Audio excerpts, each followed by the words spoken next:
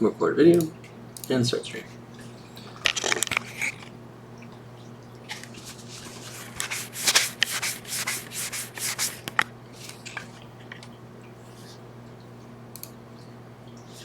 Hey everybody, it's me, Machine Vegan, here again with another video. I have time today.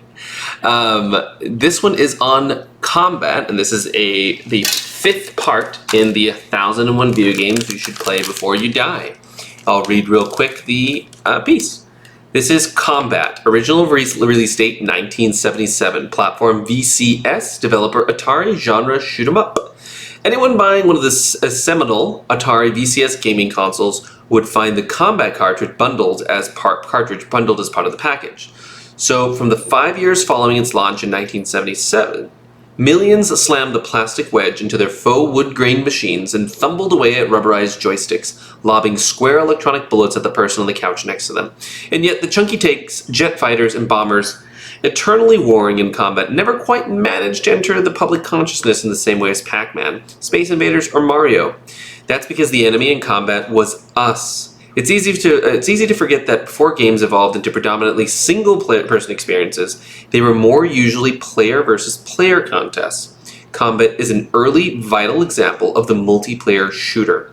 Atari claimed that Combat was able to deliver 27 different games, but back then the addition of a cloud barrier, or different kind of bullet was considered dramatic enough to earn another tick on the back of the box. There are really only a couple different ways to play, with tanks or with planes. The most game-changing variation has bullets that ricochet. The tank pong flavor transforms volleys into trigonometric contests, making a connected bank shot mandatory to score a hit. Gameplay itself is simple. Opponents tilt joysticks to jockey for position, aim, and fire. Hits score a point and put the enemy in a debilitating momentary tailspin. The formula isn't all that different from the kill, spawn, and repeat with a contemporary first-person shooter. The end result was the same in 1977 as it is today. When players are evenly matched and competition gets heated, the graphics and sounds fade into the background. It's just you against them. And so this is Combat, and this is courtesy of free80sarcade.com /Atari 2600 _combat.php. And so I wanted to show real quick, it's got similar controls as to the previous Breaker, what was it called again? A Breakout game. And F12, F11, and so this is really cool right here. It's got the little console dealio right there. So I can go ahead and click full screen here, and we can begin. So I press F12, and we begin. This is kind of interesting. Ooh. Interesting. Oh, I'm in a two-player mode right now. So that actually makes sense. Player 1 expert, player 2 expert. That's actually makes sense. So, oh, this is so interesting. So you're moving. I've never played this game, by the way. So your move, in this case, oh wow. You move with the arrow keys if you're player 1, I assume. And player 2 moves with their controls right there. And so you move back and forth, shooting at each other. And this is, like I was saying, 2,700, or what was it, 27 different game modes that you could change or whatever. It's pretty rudimentary, like I always say in all my videos so far. This was groundbreaking. If you were someone who had friends, and you all wanted to play it there, you were like, hey, little Tommy, Joe, let's go over to your house. You've got an Atari that your dad, father, mother paid $1,400 for. Then let's go take advantage of it. Let's go play. Let's go do this. And then you and your friends would grab that joystick, and you'd go over to each other's houses, and you'd try to go ahead and kill each other with these tanks. And so, although today this looks pretty rudimentary, and honestly I will admit that this version of the emulation, oh whoa, if I press down it'll strafe, is not my, I should say this emulation is fine, but it's the actual gameplay itself that isn't blowing me away as someone who does have a large collection of video games, and I play a lot of different video games. This is not my first choice of a game to actually replay, but I definitely see the historical significance. I have many times in my life have both attended concerts, I've attended concerts, I've attended museums, I've gone places that I may not agree with, that I may not love, that I may not like. That's not the point. The point is the historical significance. I almost bought tickets to go see My Chemical Romance because I never really loved My Chemical Romance. I've never watched them live. I was never like, oh wow, this is it. But My Chemical Romance does such a good job at capturing the zeitgeist of people who are also my age, of being able to capture emo and being able to capture melodic kind of rock and roll and whatever they want to really call themselves. And even though, again, I personally was never into emo music. I personally as an adult, I'm now listening to bands like Coheed and Cambria because I'm like, oh, this sounds kind of cool. Because of the historical significance in some instances. It's about, there's that scene in The Day After Tomorrow where the guy's like, hey, we're burning books. Can we grab that book you've got? And he's like, no, it's a Gutenberg Bible. And he's like, oh, I didn't know you were religious. And he's like, I'm not. It's the first book. And we all know that's not the first book, literally, but the point was that it's historically significant and important. A Gutenberg Bible being historically significant because it's the first example of mass printing with the Gutenberg printing press, and we know how important that is. If you've taken any history course, you know that allowed for more people to get their hands on books, and you didn't have to hand write and copy everything.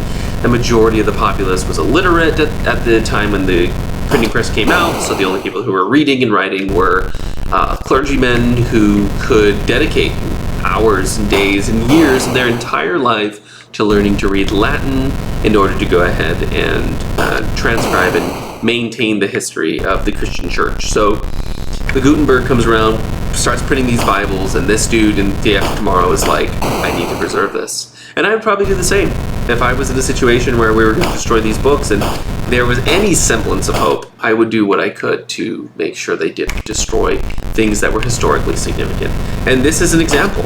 If somebody told me we're going to go ahead and burn all of the Atari 2600 games, or we're just going to burn Combat, I go, no. We have to save a ROM. We have to save a copy. You have to. Because it doesn't matter that it's not like, it doesn't have 4K, 8K graphics. You can't really scale it up. It's not any different and this and that. It doesn't matter. This is super important. And I'm actually wanting to note, it's a little kind of upsetting, honestly, that you got to go to some of these random back-end sites that are, I'm really glad, I should say, that they are hosting these games graciously. And they're making their money with the advertising and everything, whatever, right? But they're holding on to this history for the greater society so that we do not forget what it took, how it was, how we got to where we were. Looking at these pixels, sprites. I don't think these are sprites, but these aren't sprites, I should say. But holding on to these pixels, these sprites, these 3D, 4D, blah, blah, blah graphics of these really, really super, super important things. And recognizing and realizing that these are formative games for a lot of people. They would eventually play these games to get in.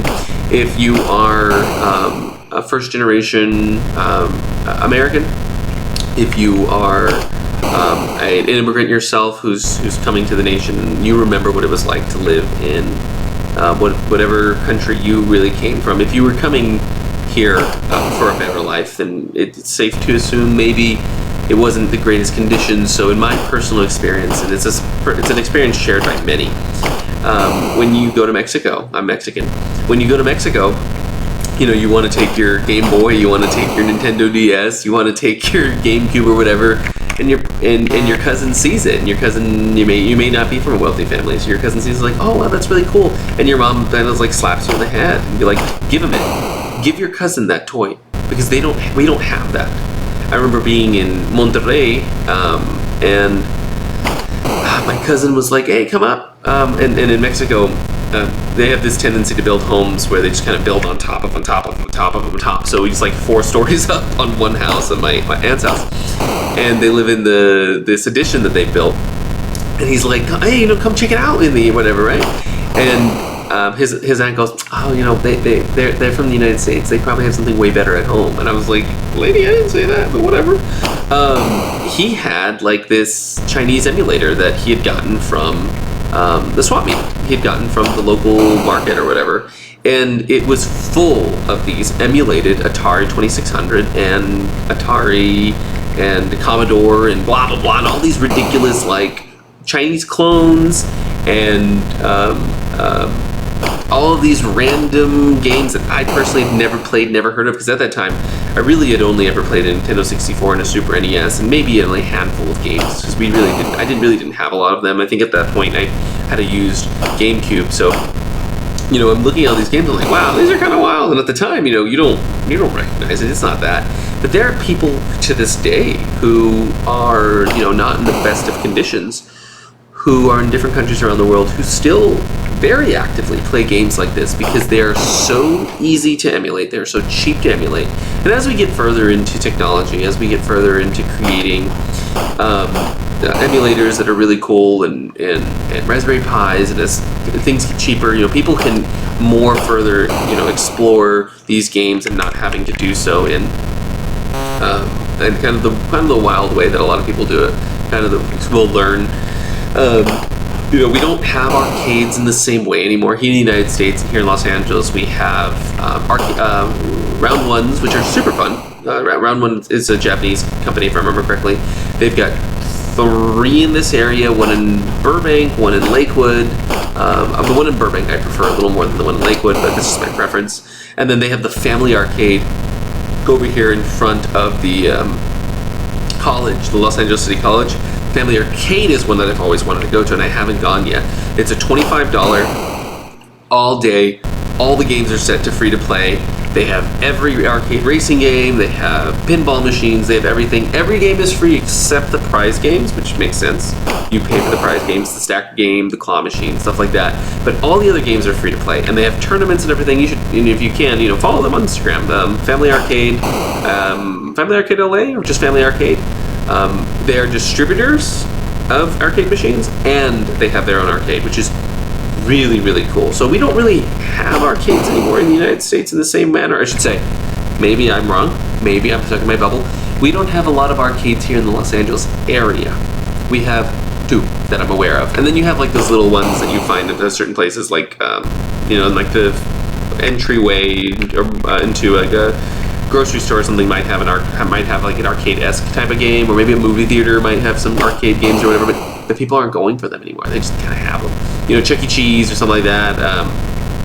Dave's Incredible Pizza. There's like one like there's a couple different ones that are like have kind of, you know, that vibe, but it's not the same.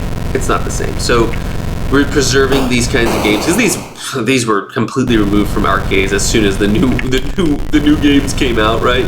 So, you know, preserving these are super important. And although again it's definitely not my first choice of being, you know, a super fun game, really, I believe no matter how awful, E.T. the game, I don't care how awful it was, preserve it. It's important. We need to keep these things because they are huge parts of history that we don't just get to ignore, we don't get to forget. We shouldn't forget. We should remember these things. It is super, super, super cool. And so this video is a little shorter because it's pretty straightforward, right? This is Combat. Very straightforward. 27 game modes, of which, I'll be honest, I have no idea how to access. Oh, hey!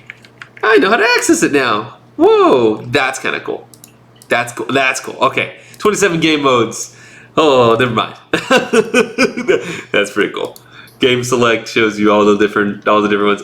That's pretty cool. Black and white, power on, game reset. All right. You got me there. Here, let's Combat. Free80sarcade.com. They got a whole catalog of stuff here. So, thank you for. Oh, what is this? Oh, cool. It's the original manual. Cool. And there's a plane mode too, which. Let's see if I can figure out how to actually make the plane. Wow, this is cool. They actually have this archived. That is super impressive. That is super, really, really impressive. But, oh, no way. Look. Can I make this work? Can I make this work? Can I make this work? Okay, game reset. Yes, look at that. Whoa, look at that, look at that, look at that, look at that, look at that, look at that. That is cool. That is cool. That is cool. I'm very bad at this, but this is cool.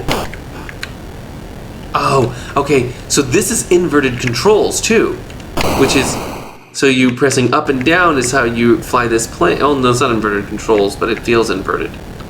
It's inverted in one way, in one plane, and it's not inverted in another plane. That is super, super cool. I do really like that. I think this is actually really, really cool. What about, oh no. What about game select? So you go through 27 game selects. That's pretty cool. I would like to see how, I would love if I understood how the game select worked. I'm wondering if it's just tapping into a diode or tapping into a resistor or something, and that is changing the bit location of the value in something, and that's counting up. So I think that's 20. This is game mode 25. This is game mode 3. This is game mode 6. Okay, so that is pretty cool. It's like super simple, super cool. This is a short video, very easy, very straightforward. I'm not gonna, bore you anymore. Please like, subscribe, follow. I would love it. I love interacting. I love teaching. I love sharing. I love learning, as you can see. So, let me know.